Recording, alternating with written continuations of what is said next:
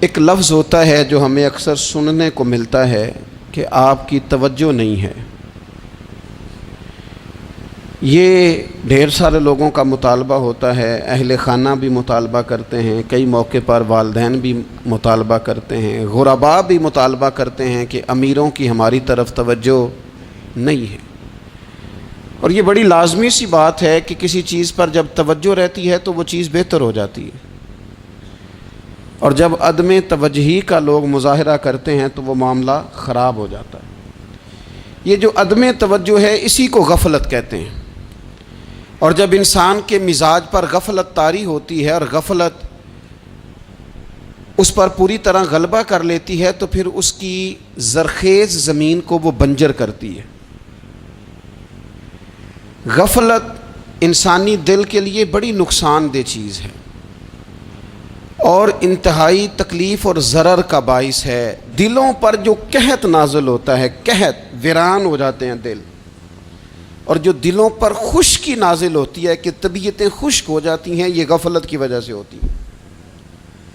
جو لوگ غافل ہو جاتے ہیں نا، اپنے معاملات کا دھیان نہیں رکھتے، دیکھیں نا، آپ کو کھانا کھاتے بھی غافل نہیں ہونا چاہیے۔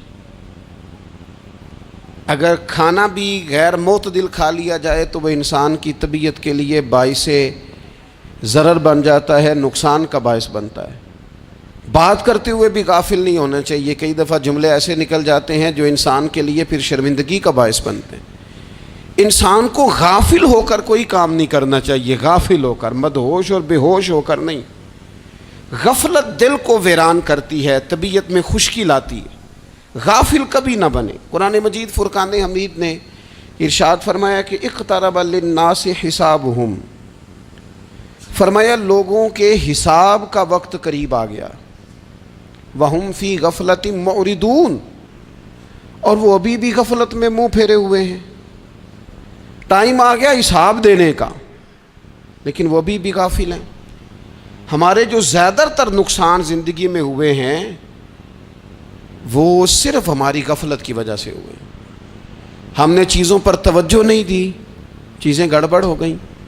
جس آدمی نے پھول لگائے ہوں، پھل لگائے ہوں، کھیتی لگائی ہو، وہ دانہ ڈال کے پانی دے کے فارغ نہیں ہو سکتا، اسے توجہ کرنی پڑتی ہے۔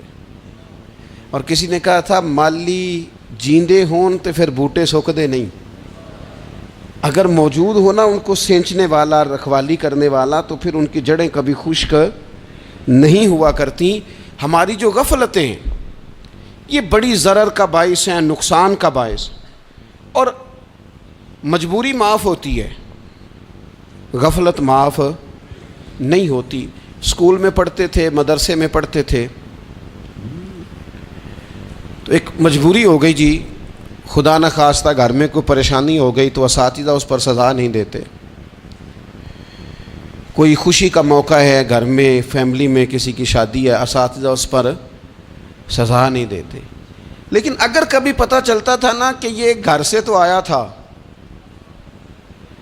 لیکن مدرسے نہیں آیا، یہ اسکول نہیں آیا، رستے میں غافل ہو گیا، تو یہ بات خوفناک تھی۔ یہ قابل سزا جرم تھا کہ تو غافل ہو گیا اپنی پڑھائی سے، تو گھر سے آیا اور یہاں نہیں آیا۔ غفلت قابل سزا ہوتی ہے، مجبوری کی معافی ہوتی ہے۔ ہمارا آج کل جو مسئلہ ہے وہ غفلت کا ہے۔ ڈھیر سارے لوگ ہیں، سمجھدار بھی ہیں، سیانے بھی ہیں، معاملہ فہم بھی ہیں، باشعور بھی ہیں، تعلیم کی ڈگریاں بھی رکھتے ہیں، لیکن اگر ان کی زندگیوں کی تکلیفوں کو دیکھا جائے اور بے آباد روح کو دیکھا جائے اور سجدوں سے ان کی دوری کو دیکھا جائے تو ایک ہی بات سمجھ میں آتی ہے کہ پتہ سارا ہے لیکن لے ڈوبی ہے غفلت، توجہ نہیں کی۔ لائق بچہ بھی نالائق ترین زندگی گزارتا ہے، اس لیے کہ اس کے لائق ہونے کے ساتھ ساتھ اس کا توجہ کرنا بھی تو ضروری ہے نا۔ نرے لائق کا کیا فائدہ اگر وہ محنتی نہیں، اگر وہ توجہ ہی نہیں کرتا، اپنا سبق دھیان سے سنتا پڑھتا ہی نہیں، تو بھی جتنا مرضی لائق ہو پیچھے رہ جائے گا۔ اور کئی نالائق ہوتے ہیں، رٹا لگا کے پاس ہوتے ہیں، پر چلو رٹا تو لگاتے ہیں نا، محنت تو کرتے ہیں نا، جد و جہد تو کرتے ہیں۔ کئی نالائق جد و جہد کے باعث آگے گزر جاتے ہیں اور کوئی اسی چکر میں رہ جاتے ہیں میں بڑا لائق ہوں، کل پڑھ لوں گا، پرسوں پڑھ لوں گا، ہفتہ تیاری کر کے پاس ہو جاؤں گا۔ اپنی زندگی سے غفلت کا پردہ اٹھائیں، اور غفلت اس کے لیے فیصلہ کرنے کی ضرورت ہوتی ہے، پلاننگ کرنے کی نہیں، فیصلہ کرنے کی ضرورت ہوتی ہے کہ میں نے اب غفلت کرنی۔ ہم نہ جب بھی کوئی پروگرام بناتے ہیں تو منصوبہ بندی شروع کر دیں، منصوبہ بندی نہ کریں، فیصلہ کریں، کہیں کہ میں نے غافل نہیں ہونا۔ غفلت غرق دنیا کا نام ہے، اپنے آپ کو غفلت سے بچائیں۔ آپ دیکھیں حضرت کعب بن مالک رضی اللہ تعالیٰ عنہ فرماتے ہیں، بخاری میں موجود ہے، فرماتے ہیں کہ جنگ میں پیچھے رہ گیا تھا، میرا خیال تھا کل چلا جاؤں گا، گھوڑے اور سواریاں میرے پاس تیز ہیں، مضبوط ہیں، پرسوں چلا جاؤں گا، تیزی سے بھاگ کے میں پہنچ جاؤں گا، میں قافلے کے ساتھ شامل ہو جاؤں گا، لیکن بس تھوڑی سستی ہو گئی، ذرا غفلت ہو گئی۔ آپ فرماتے ہیں جب سب لوگ چلے گئے حضور علیہ السلام کے ساتھ جہاد میں اور میں پیچھے رہ گیا، تو پھر جب چند دن گزر گئے اور محبوب کے واپس آنے کا ٹائم ہو گیا، تو اب میں غور کرتا سمجھتا تو مجھے مدینے میں یہاں بزدل لوگ نظر آتے، اور کون نظر آتے؟ جو منافق تھے، وہ منافق بزدل دکھائی دیتے، یا مجھے عورتیں اور بچے دکھائی دیتے۔ میں پریشان ہوا، حضور واپس آ گئے۔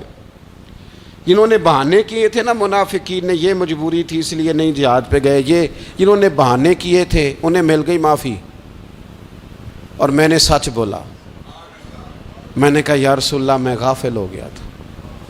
اب کہتے ہیں میں نے جب کہا نا حضور سستی ہو گئی تھی، ذرا غفلت ہو گئی، تو بندہ محبوب سے غافل ہو جائے، بندہ وہیں سے غافل ہو جائے۔ جو دم غافل سو دم کافر، سانو مرشد اے ہو پڑھایا۔ جب کہا نا حضور وہ غلطی ہو گئی، کوئی مجبوری نہیں تھی، تو فرماتے ہیں باقیوں کو معافی مل گئی، میرے ساتھ حضور ناراض ہو گئے۔ ایک دن نہیں، 2 دن نہیں، 50 دن حضور ناراض رہے۔ مدینے کی گلیوں نے مجھے پہچاننا چھوڑ دیا، در و دیوار سے مجھے یوں لگتا تھا کہ میں پردیسی ہوں۔ فرماتے ہیں میں مسجد میں آتا تھا، میں جب محبوب کو دیکھتا تو حضور رخ انور پھیر لیتے، اور مجھے پتا تھا جب میرا چہرہ ادھر ادھر ہوتا تو پھر کریم رحمت کی نظر فرماتے۔ فرماتے ہیں 50 دن مسلسل، پھر مجھے حکم ہوا کہ بیوی بھی بھیج دو، میکے بچے بھی بھیج دو، ننھال یعنی تنہا رہ جاؤ۔ فرماتے ہیں وہ میں نے قید تنہائی کاٹی، لیکن شکر اللہ کا یہ ہے کہ میں سچا تھا، بس ذرا بھول گیا تھا، بس ذرا غفلت ہو گئی تھی۔ تو فرماتے ہیں پھر اللہ تبارک و تعالیٰ نے میرے اوپر فضل یہ فرمایا کہ میری توبہ کا اعلان رب نے قرآن مجید میں فرمایا۔ تو غافل نہ بنے کبھی بھی، ہمارا نا مسئلہ یہ ہے، اور آپ نے ناراض نہیں ہونا۔